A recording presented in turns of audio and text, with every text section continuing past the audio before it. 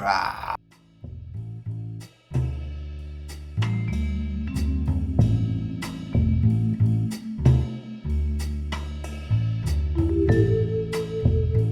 Welcome to the inaugural episode of Flim Flam Film Forum.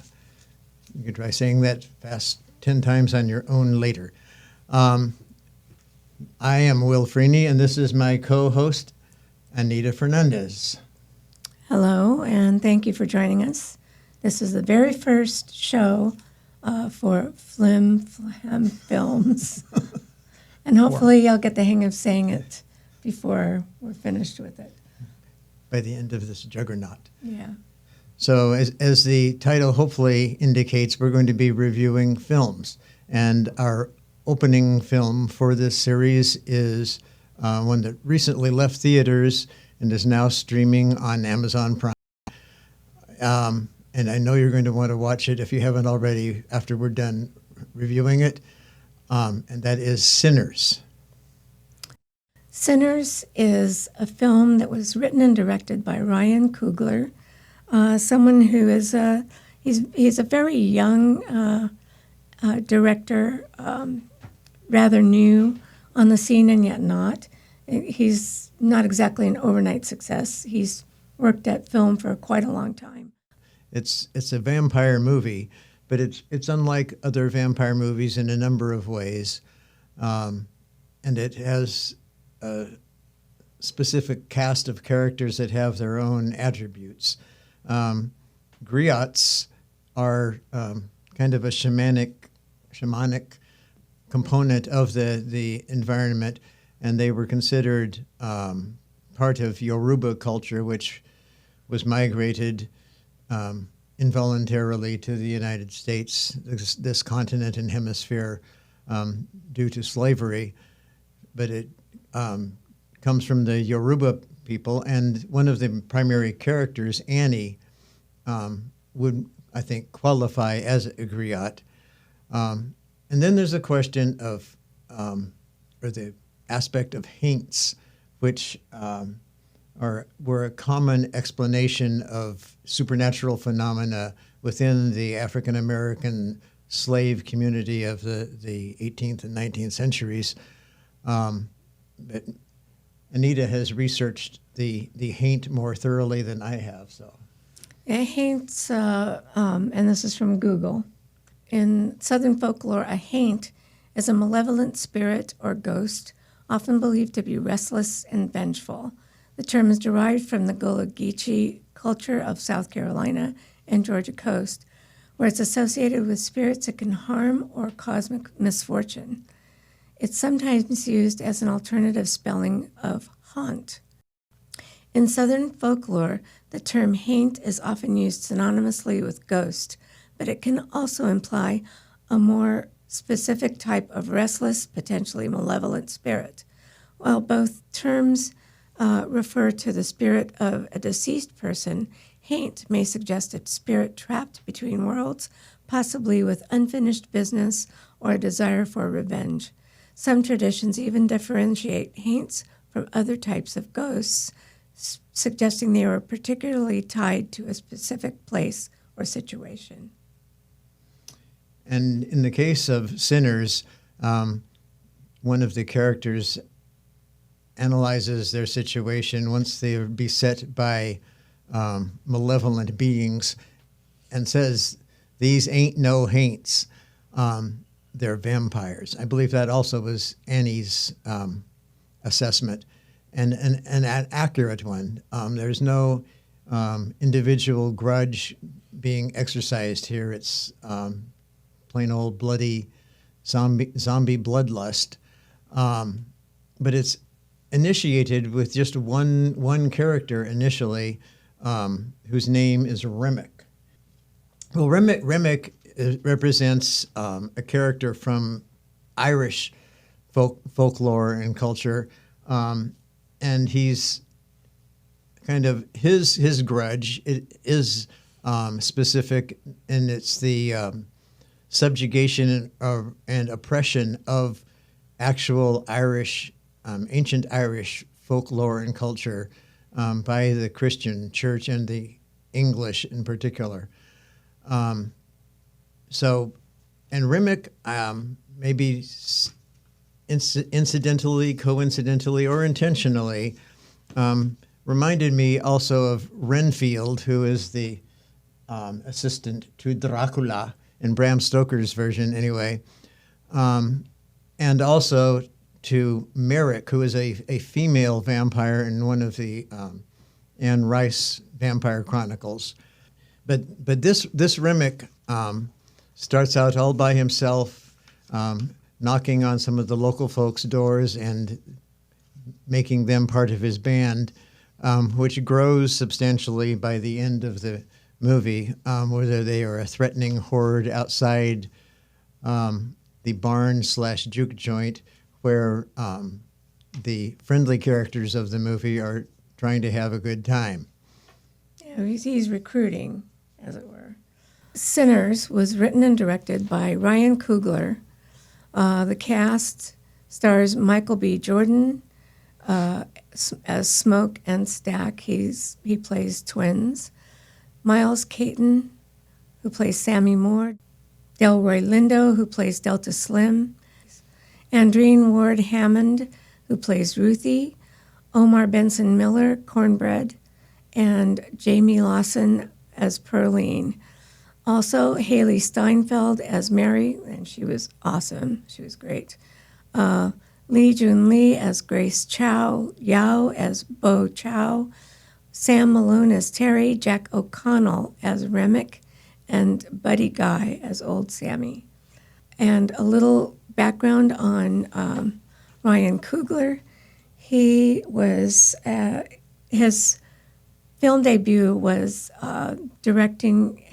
he directed and he wrote Fruitvale Station, which was extremely gripping and a true story, and it lent heart and soul and sorrow to a terrible incident in the Bay Area at a BART station. That was in 2013, and since then he directed Creed, Black Panther Wakanda Forever, and so he's been busy. he's quite the achiever. Indeed, and this is kind of still within that realm of his wheelhouse, to use the overused word, of covering Black experience from a mythic, yet real seeming situation. I don't know about you, but I never felt that my disbelief had required suspension. You know, that this was that in Sinners in particular, but also in the Black Panther movies, it all feels entirely plausible, even though it is fictional. Right, and I think that has to do with not only excellent writing. It all begins with the writer, but it also has to do with how the movie's presented, the sets, the background, the costuming. Everything plays into your perception, and if it's real enough, you don't have those little glitches, those little pauses, saying, "Oh, that's fake. That doesn't add up." Along those lines, there was some great jump cuts that avoid the possibility of violence looking fake, like the challenges of vampire attacks, like the initial vampire attack when Mary turns and walks away, rather than see her actually get bit. We just, as she's walking away, we see over her shoulder Remick suddenly taking flight, and then it cuts before, but you know what is going to happen. Right. Also, the action seemed real. It didn't seem contrived, and I usually can pick out highly choreographed fight scenes. It depends, if the camera angle is right, you don't have a gotcha moment. You don't see a fist flying and missing a face.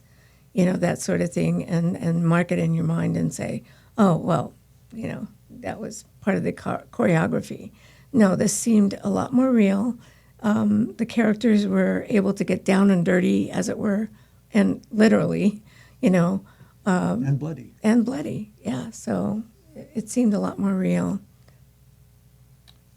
So, and I wrote a little something because this is something that really gets to me. I don't like it when you go and you see a trailer for a movie, and there are all these previews usually get grouped together before you watch the feature film that you've paid money to see. And I never did see the trailer for Sinners, but it wasn't until after I'd watched Sinners that I watched the trailer. The trailer basically told the entire story, beginning to end, which is not good for the average moviegoer. We like the story to reveal itself as the movie plays, rather than the tale be told before we get to the theater. In fact, had I seen the trailer, I would have felt a little cheated, but only a little, because the movie unfolds in the Delta country, Mississippi, the camera panning over fields of shrub dotted with cotton. And it's rife with imagery of the southern landscape of 1932, the backgrounds and sets meticulously crafted to send us back in time to the Depression-era South. From the cars and trucks to the clothing and signage, every aspect of this film is true to the time period. And just to work off of what you were mentioning as far as the landscape, there were several scenes in which the shot was a wide, like a 180 frame of the horizon, and it just seems so flat and so to stretch on forever, and gives, although this is post-slavery, but it's Jim Crow, and how much other than legal terms had really changed, and you get a sense of the workers in the field being tiny specks in this vast cosmos of produce that they have to harvest. Yeah, lost in a forever scenario. But without providing any spoilers, to let you know what, if you decide to skip the trailer before seeing the movie, there are several plot lines that run and that are interwoven, and the one that carries through all the way to the very end is that of Sammy, who is the son of a preacher, and therefore known as Preacher Boy, but he has a special musical gift, and he has a personal gift in terms of making music, but he also has a gift from the twins, Smoke and Stack, of their father's guitar, which he plays masterfully, and in conjunction with Delroy Lindo's character, who is the keyboard and harmonica player. Sammy's presence is kind of a intersection of the church, the fundamentalist, usually Baptist, Methodist, Protestant kind of church that infiltrated the lives of slaves and is a foundation of some of the descendants of the slaves still subscribe to that religious viewpoint of the Christian church. Sammy's father is one of those, but he makes a point of warning Sammy as he's about to head off to the juke joint to play his guitar that nothing good will come of this. He says, if you dance with the devil long enough, eventually he'll follow you home. But that never really plays out.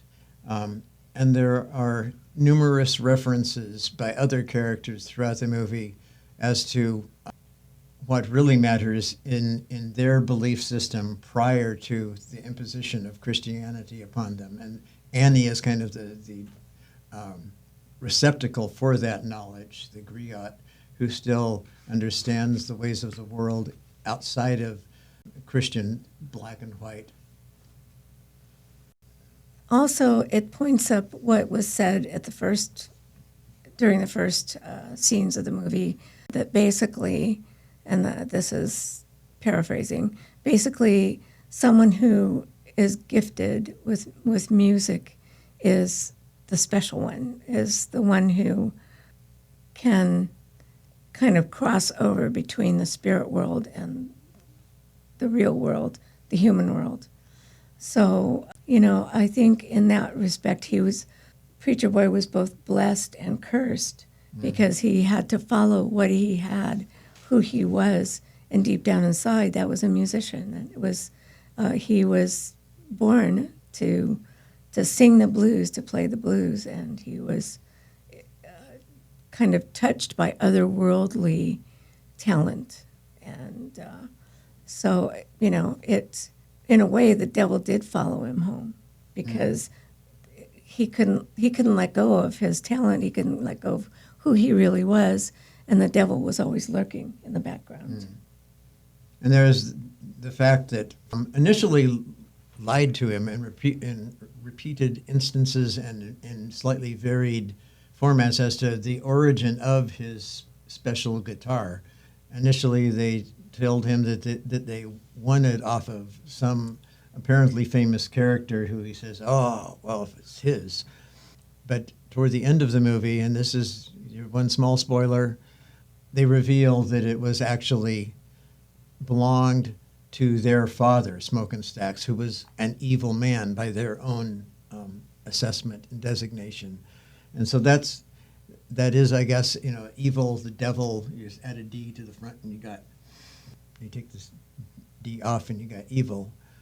And so maybe their father, Smokin' Stacks, does represent the devil in some sense.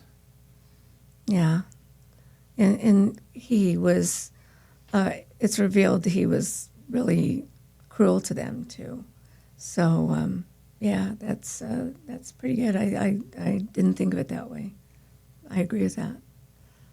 So there's a definite masculine thread followed through this film.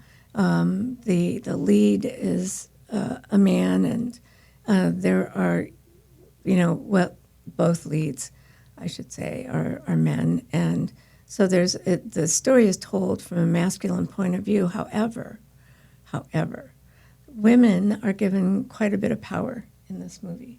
Absolutely. And I think that that's really, it's not only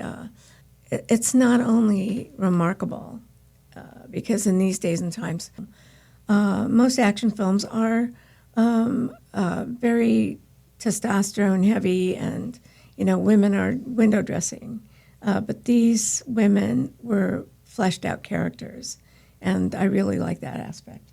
Yeah, they were all of them really, and to some degree, were crucial characters to the overall patchwork quilt of this story.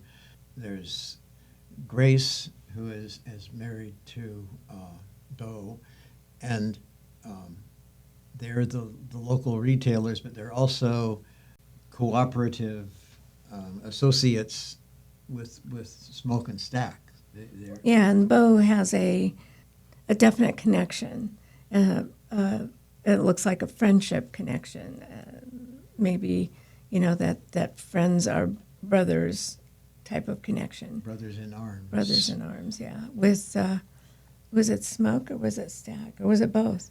That actually served in apparently World War I, because this is set right. in 1932, and they're talking about how they had gone to war together, and then they had gone to war in Chicago. And then come back to Mississippi so that they could escape the war in Chicago. Because one of the great throwaway lines of the whole movie is when Sammy is riding in the back seat as the twins are taking him to the juke joint that they have just bought. And he asks about Chicago. He says, I hear they don't have Jim Crow up there. And one of the brothers, I don't remember which one, I don't know if you do, says, there's nothing different about Chicago except that it's tall buildings instead of plantations. Right. So Jim Crow lasted a long, excruciating time. And because of the way the movie ends, which, I mean, it's probably a spoiler to say the word vampires in the first place, but We're not going to go into the ending, but the ending felt redemptive and it felt like revenge. And I think that it served the story well to end it in that way. There's an interesting ambivalence about vampirism in general. I mean, it's pretty much considered the face of evil, but on the other hand, vampires are eternal, as opposed to other bad, scary creatures like werewolves that can be killed with a silver bullet.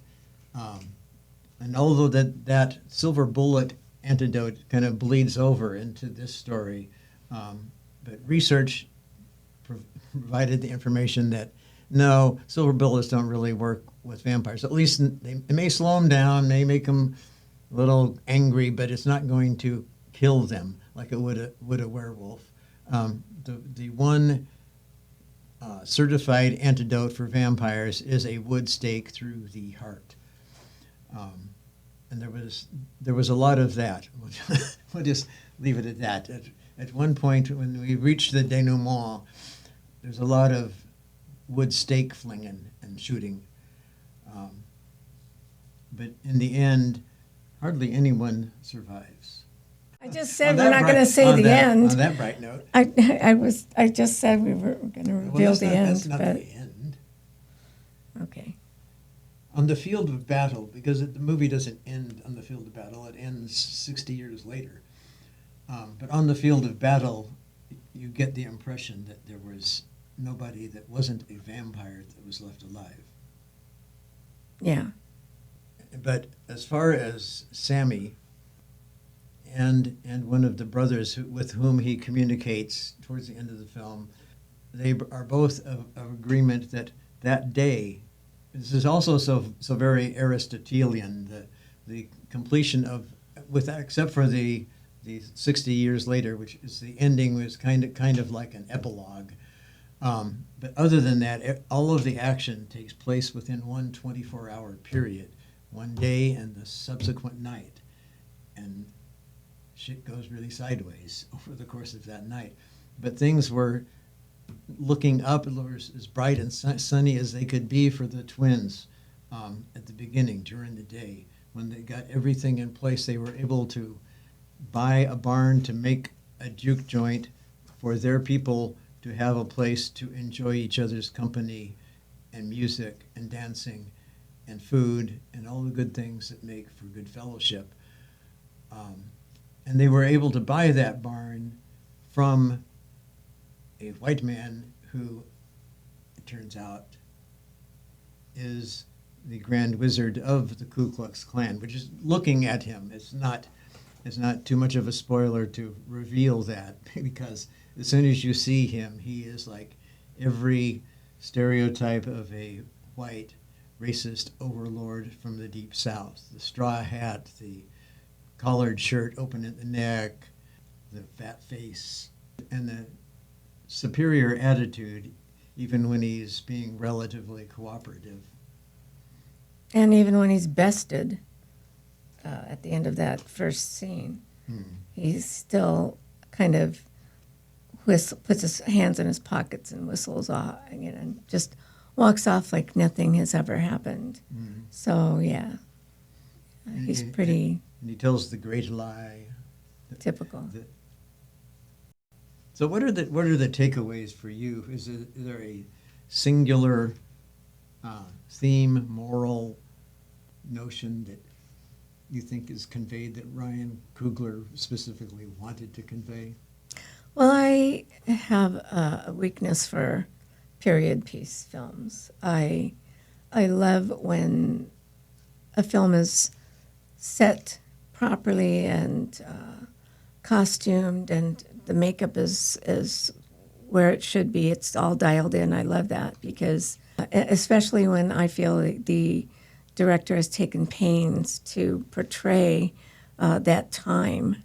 And my takeaway for this film is that he made every effort to kind of dream us back into the past, and we are able to take a look at life in the Deep South during that time period, it's a small glimpse, and it's almost symbolic in that it's fraught with monsters. This idyllic land that stretches out for miles, and this quiet, peaceful, the farm sounds of buzzing and chirping birds and that sort of thing, and then there's this horrid, terrible evil that permeates everything and is slow to reveal itself, but it's there nonetheless.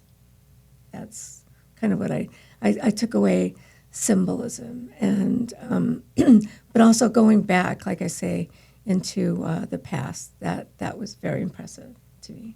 The overall arc of this story really reminds me of Black Wall Street, how Tulsa was a thriving black community. I mean, totally self-sufficient and thriving, rich, prosperous, confident, happy. Yeah. And white people fucking burned it to the ground. And so, no spoilers. Well, this is a similar narrative arc. Yeah. It's similar. But the forces of evil persist. When Remick has a horde of vampires behind him, dancing and celebrating their eternal nature now, I guess is what they're celebrating. But he's inviting the people inside who are not yet vampires to join them in a way that is like, yes, we can all be together. This is what, and I think that call from the forces of evil is going on today as well. Yeah. He's basically saying we'll never die. We'll live an enchanted life, and we'll always be this age. We'll always be who we are now, and life ebbs and flows. It's not just one thing, and the characters seem to get that. But also, it's enticing to think that you're never going to grow old. You always have what you want, and it's just like society today entices us through. Let's get a bunch of plastic surgery or take tons of supplements to keep us young, that sort of thing, and it's not real life. I guess it could be, as far as like supplements, and I'm going to be probably cutting this whole thing out. Eternal life. No, I think that that is kind of the ultimate aspiration of all of the health food industry push, is the notion of eternal youth, not just eternity, but like you said, for vampires, once you turn, you're stuck. That's where you're at for eternity, which is not necessarily bad from that perspective. To begin with. And then after... And then a few hundred years later... Yeah, maybe they don't like what they see and they want to get out. And they want to get out during the daytime. So all the good stores are open then. But another... Not Walmart, though. Not the same. No. Actually, they could hire zombies as greeters at Walmart. That would be... Yeah, who would know? Who would be able to tell the difference? But one of the bigger questions, overarching questions for me, because the movie is titled Sinners, just sinners, not the sinners, not sinners in the hands of an angry God, just sinners. And who are the sinners? From Preacher Boy's father's perspective, Preacher Daddy, who was named Jed, I believe, is that right? Jedediah, I think. Yeah. From his perspective, all of the people in that barn who are having a good time are the sinners, and they're corrupting his son by letting him play music for them. But from our perspective, the perspective of the viewer, voyeuristically watching from the air as this all goes on, who are the real sinners? Mm-hmm. Ryan Coogler asks that, actually. he does his job. He forces us to take a look at that. Who are the sinners? And I appreciate that he makes us question and has so much to say without really saying it. And whoever watches that film with, how shall I say, a studied eye will get what I'm saying. And even just absorbing it without any preconceived notions, I think you can gain that perspective that if you think about what you just watched and its title, who are the sinners? And it's not the people that Sammy's daddy thinks they are. Right. Final thoughts. Oh, one character we could do a whole character rundown, and in future movie reviews, hopefully we will, because each one of the supporting characters in this movie, I mentioned Grace and Bo, the Chinese couple that run the local grocery store, actually general store, but there's also a standout character actor with the character's name of Cornbread,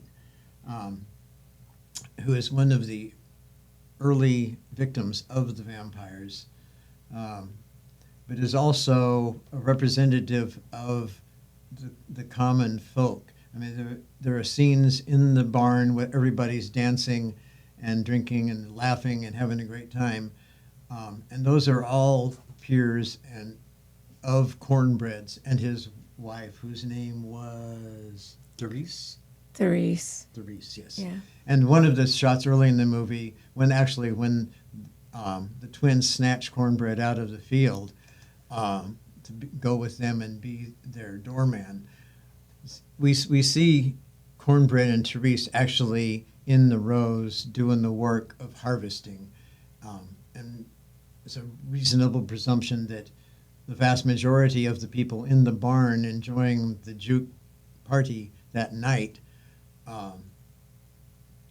were there somewhere in those fields also. But Cornbread gets to stand out amongst them, and he's a funny guy. He's got some great lines. Yeah, he reminds me of Forrest Whitaker, and another great character actor.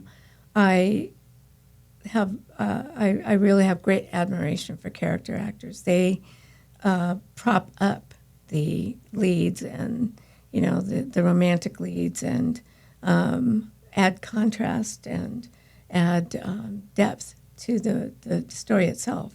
So I thought he was great. None of the leads were cookie cutter. In other words, they didn't all dress alike and look alike. They were different in size, and because they were very different characters too. And that to me is also good writing. That's giving your characters freedom to form their screen character and form them from themselves, which would make a truer character, actually. So I thought that was really, really good. From the dialogue to the body movements, I thought they were very real and very relatable. Yeah, and the costuming definitely helps in the case of Smoke and Stack in distinguishing so that you can keep track of who's who, since they're both Michael B. Jordan. Because Smoke wears like a newsboy cap, and Stack wears a brim. And their characters are kind of reflected. That's kind of a reflection of their characters in that small detail, but also they're just two very different characters. And ever since I discovered there was such a thing in a workshop, the rack shot, and I'm never sure exactly what the narrow constraints of the definition of a rack shot are, but there were some shots where like the twins are in the foreground, but their nemesis, whether it's the clan or it's the vampires, are like over their shoulder. So they're always a presence in the frame. even if the camera's not focused on them. Right. Cinematography was by Autumn Durald Arkapaw. Cool. And let's take a look here. Wow, she's from Oxnard, California. Very educated, went to the Film Institute, Loyola Marymount University, and the American Film Institute. Her work is Palo Alto, Loki, Black Panther, Wakanda Forever, and Sinners. Beautiful work. So she's been with Coogler for a while. Yeah, and I can see where he would stick with her because the cinematographers and the director's vision have to match. They just have to, or they're not going to get along. They're not going to be able to be successful with this film, and they're not going to be able to communicate properly. So for Ms. Arkapaw to get what Coogler is saying and vice versa, they have to be able to work in concert and be on the same page. That's not easy. That is really, really hard. But once and it looks like since they've done films together before, they've practiced this, the art of communicating with each other. Sometimes you can get so close with another filmmaker that you don't have to even speak. There are so many things that are understood, and I think that must be the kind of relationship they have. It is a cooperative. Yeah, I wish I could remember. I was like earlier today that I just read about a different film project, and the director-writer's wording was like a set phrase. It was supposed to be without a plural, without an apostrophe for possessive. It was just supposed to be, I can't remember what the phrase was, but the actor, despite what the director said, what was written on the script or what the director was telling him to say, the actor insisted on saying it his way with an S on the end, which is like the antithesis of what you're talking about. Mm. People are working together to create something that everybody's happy with. It's often, to me, it's often obvious when people are just there doing a job or they are invested. They're not just doing a job. This is something from the heart that they're working on. And it may not be that when they first get there, when they first read the script, but if they can develop that, it's obvious by the end of the film that they have been, there's a cohesive and very, the understanding is almost palpable. You can, and yet not, because that's the magic right there. That's what happens when they speak of the magic of cinema. That's it. That is it right there. That cohesive gathering of a group of people to make a dream and put it on a screen. Mm. I love that part. That's my favorite part. The understanding. Because it's said without being said. Mm. The music was fabulous. Okay, Ludwig Göransson. Ludwig Göransson did the soundtrack. He's a Swedish musician, composer, conductor, songwriter, and record producer. He's won several awards. He won 2 Academy Awards. And this is something I didn't know about him. And he's also very young. I think the ages being similar with all the people who crafted this film is kind of a stepping stone to greater understanding among the members of the cast and the crew, as well as the director and cinematographer. He understood the music. He understood the assignment.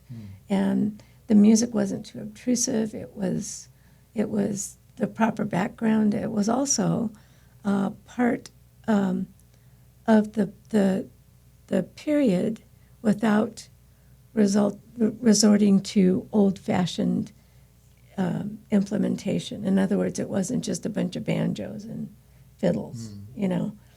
So I thought I really liked his interpretation of the film through music.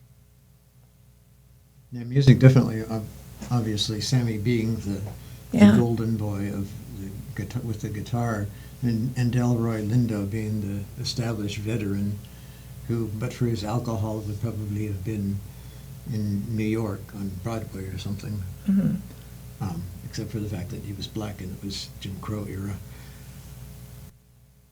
The one thing that stayed true as far as the music was the blues, this is the old-timey real blues, the Delta blues, and that stayed true. The chords and the beats were exactly what they should have been, and for that, I mean, he stuck with that and built off of it, and so that was very impressive to me.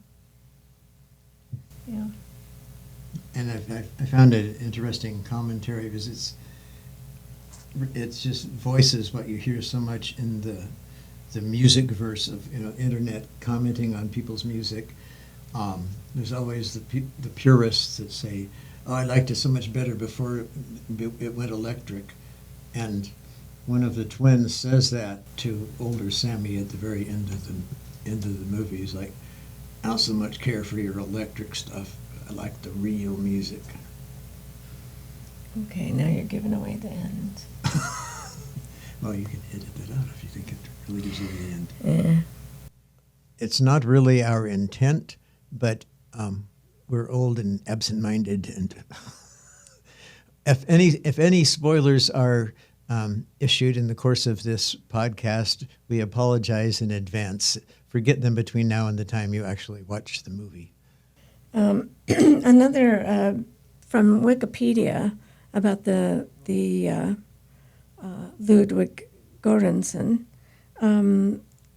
He, as a record producer, has frequently collaborated with Childish Gambino, one of my faves. I like him. Producing his studio albums, Camp, Because the Internet, and Awaken My Love, among others. So he has also won 2 Grammys for Record of the Year and Song of the Year. And he's produced for Adele, Alicia Keys, Rihanna, Chance the Rappers. Is it Haim? I don't know. Justin Timberlake, Kendrick Lamar, Travis Scott, and Moses Sumney. This, again, is from Wikipedia. I don't know this artist here. I don't either. So anyway, the right people. It was a perfect storm of the right people, the right look, the right impetus to put this film together. Yeah, it's definitely an ensemble movie. Yeah, definitely. You need to think of a catchy catchphrase to sign off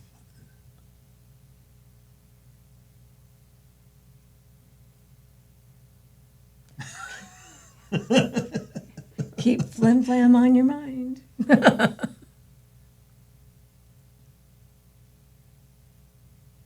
If you flim, you better flam. Hell, I don't know.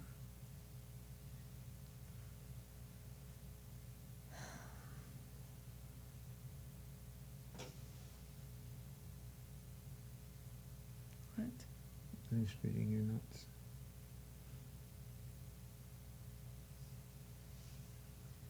Oh, there was. Let's see if you want to chop this into it.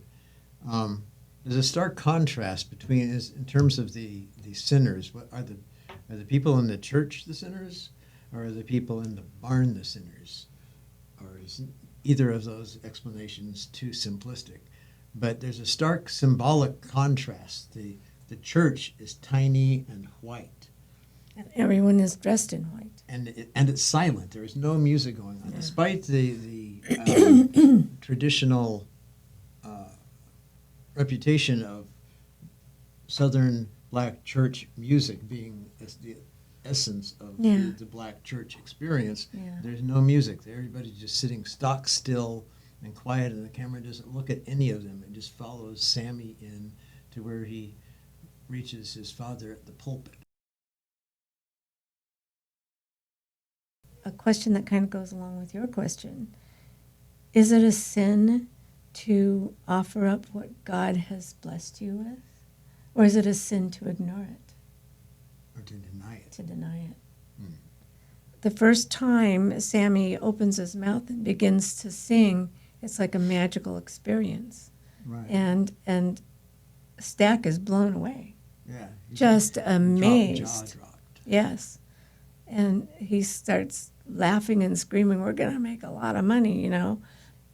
It's like that when someone with a gift, especially a gift of a singing voice, music, when they open their mouths and this sound comes out, it's startling, it's otherworldly. And that's kind of what that was. That was brought out in the film was great to me. And I thought it was very interesting that the Asian characters, when the daughter of the two, Lisa, goes over to get her mother to work to come over and talk to Smoke and Stack, she crosses a street and crosses into what across the street means. There's a thriving business that her mother is part of, she's probably owns, that is white. The culture there is white. All white people shopping there, all white, mostly white women. And so then the mom, Grace, crosses the street back over to the black culture. And in that store, it's all black people. There are no white people in that store, and so it's kind of a symbolic crossing between the two cultures of the Asian people. I thought that was very interesting. So that's it for the first episode of Flim Flam Film Forum.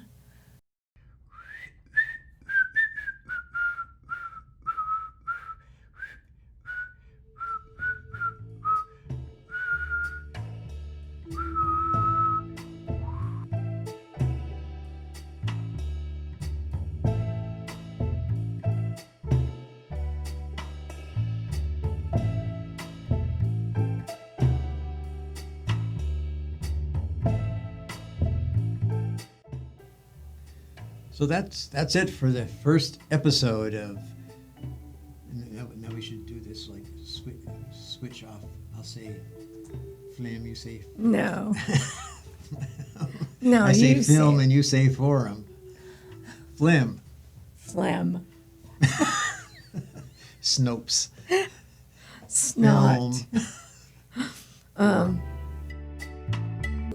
Flim Flam Film Forum. Flim Flam Film Forum. And please don't blame me for that name, because I can barely say it.